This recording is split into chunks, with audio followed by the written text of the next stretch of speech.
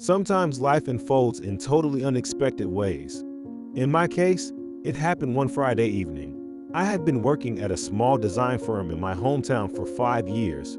I was hired fresh out of college with no design-related training. So it was by sheer chance that I got accepted. Perhaps it was because the company was also very young. Honestly, it didn't seem like the right fit for me. But since I didn't have anything else I wanted to do, and also I liked the workplace atmosphere, I had stayed at the company and assumed that I would spend my Monday days there for a while. Then, my everyday life took an unusual turn. It was a Friday night. We were having a company happy hour. I was heading to a bar with my colleagues when I realized I had left a document on my desk that I planned to review over the weekend.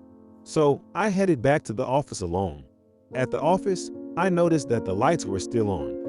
Thinking someone might still be there, I opened the door, and there was Emma, or Miss J, as I called her then, the president of the design firm, about 5 years older than me, an incredible career woman who founded this company herself when she was just 26, attractive, passionate about her work, and strict with her staff. All this made her appear a little intimidating. We had invited her to the happy hour, but she had never accepted our invitations. "Miss J, you're still here. Everything okay?" My voice finally made Miss J aware of my presence. She hadn't noticed when I entered the open office space. Seeing her strained expression, I thought she must be tired. "Are you okay? You don't look too well. Perhaps you should head home." With some hesitation, I suggested this. She didn't seem to have the energy to go out for a drink or anything. I suppose. Thank you. She replied, but I didn't look at her. Thinking that I might be disturbing her, I decided to leave quickly. So I put my papers into my bag and said, "Then I'm off. Have a nice weekend." As I was about to leave the office, she said, Wait a moment. I stopped in my tracks and turned around.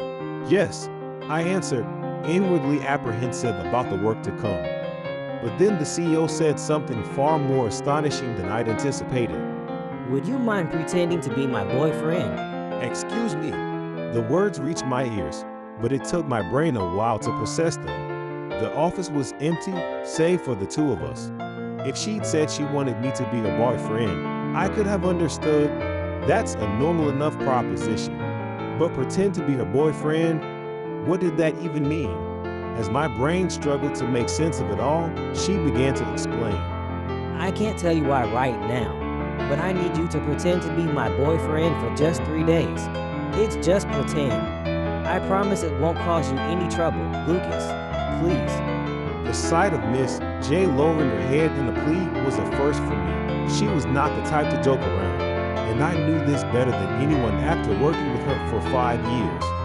Naturally, not knowing the reason raised some doubts, but I was single, and I couldn't think of a reason to refuse. And frankly, I shouldn't turn down someone's earnest request like this. So all I could say was, "All right, I'll do it." Upon hearing my response, Miss J lifted her head immediately. Really? She exclaimed, a look of surprise crossing her face. "Yes, well," I started, but she seemed relieved and walked over to me.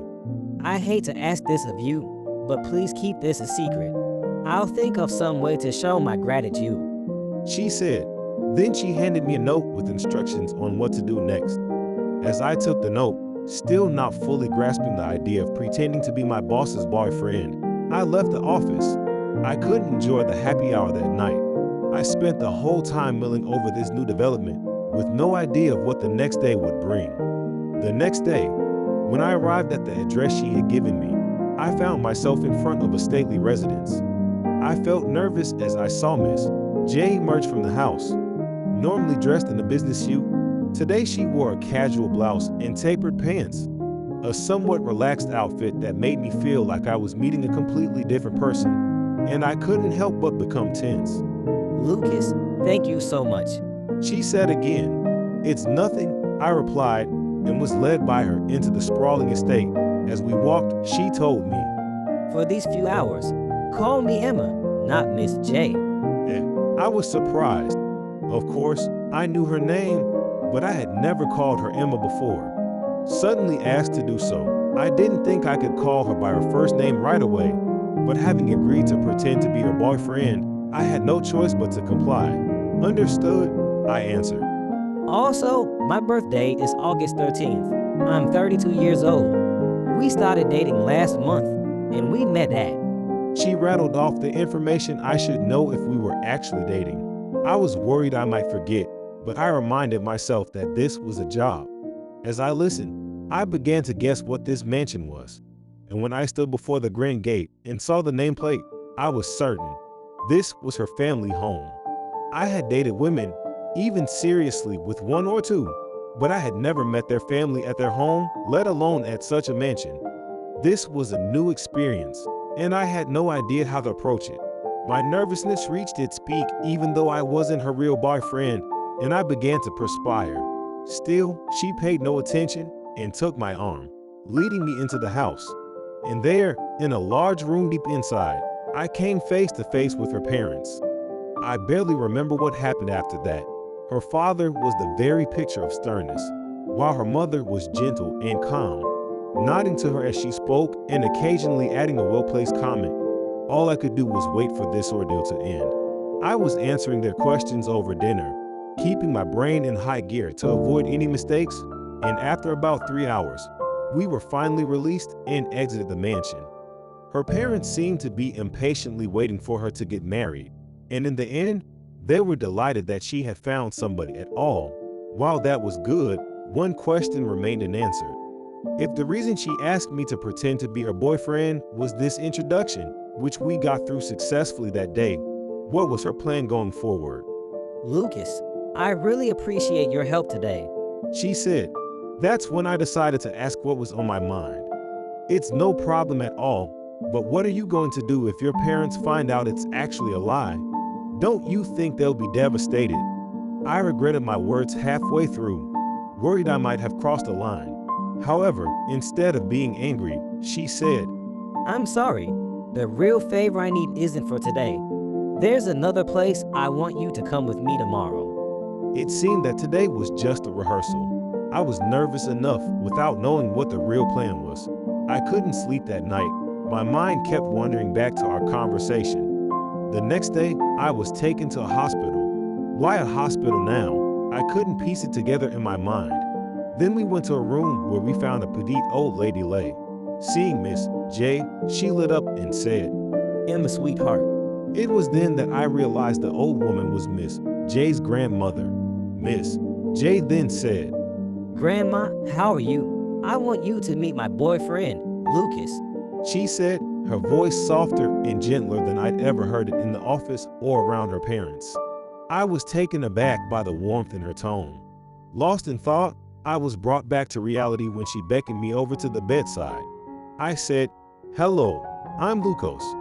The old lady looked into my eyes and smiled, saying, Nice to meet you, Lucas. Thank you for coming. What a fine young man Emma has found. I felt a sense of relief, much like when I left the mansion the day before, but also a complex emotion I couldn't quite put my finger on. I didn't want to intrude on Miss J and her grandmother's cheerful conversation, so I simply nodded and smiled. After about an hour, Miss J and I left the hospital. Once out in the street, Miss J told me the truth. I'm very close to my grandmother. She has always loved me dearly and stayed with me in place of my busy parents since I was little. She said, her voice laced with affection. I had already sensed that she was very close to her grandmother before she told me. I see, was all I managed to say. Ever since I was a child, my grandmother has always dreamed of my wedding day.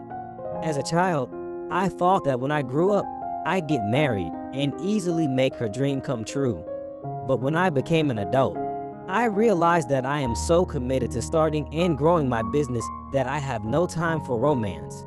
Even now, at 32, that hasn't changed, although I think it'd be nice if I could find somebody someday.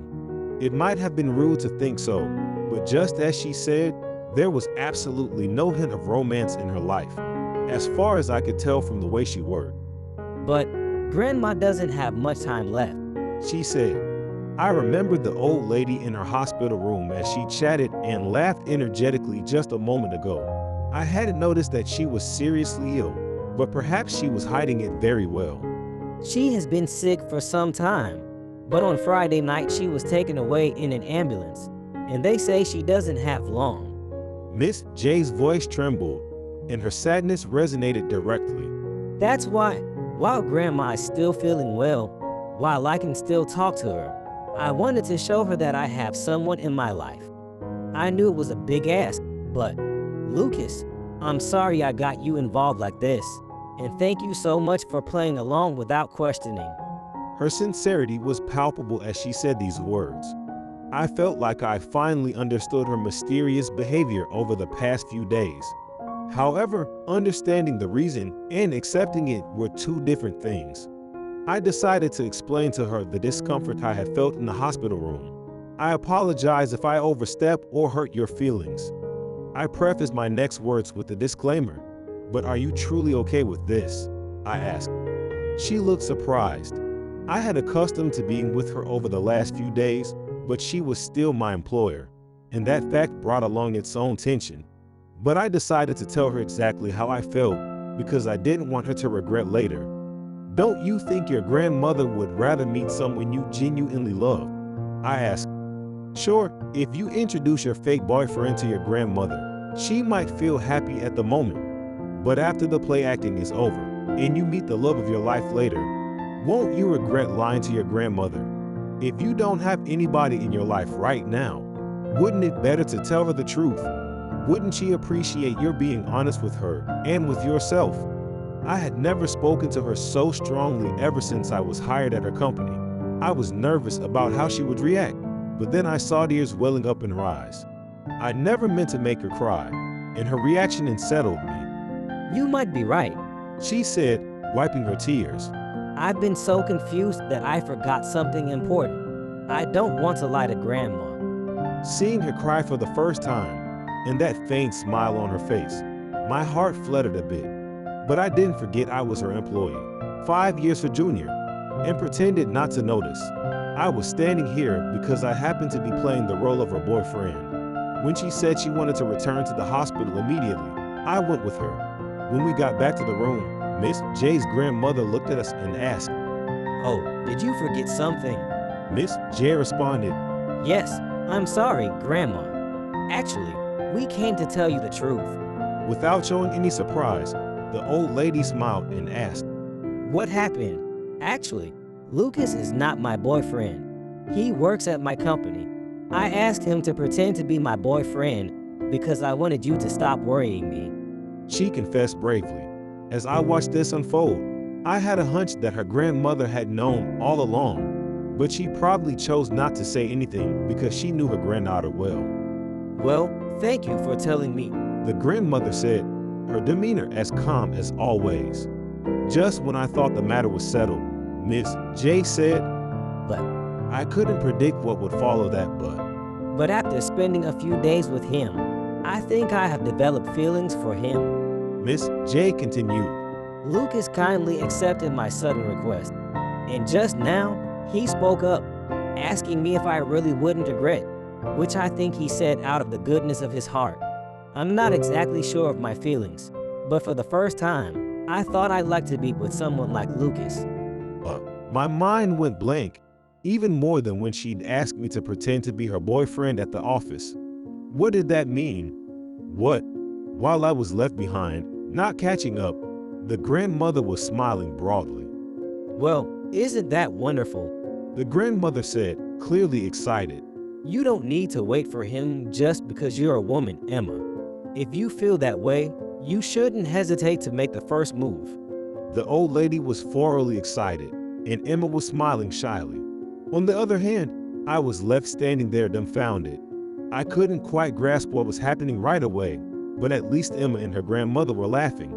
I thought that must mean it was a good thing. A year has passed since then. Following her grandmother's advice, Emma asked me out, and since I wasn't against the idea, we soon started dating. We, who started out as a fake couple, became a real one. And more than anything, Emma's grandmother miraculously regained her health. Work-wise, I am still far less experienced than Emma, but I think I can greatly contribute to her plan to realize her grandmother's dream of seeing her as a bride in the near future. I haven't mentioned it to her yet, but I'm planning.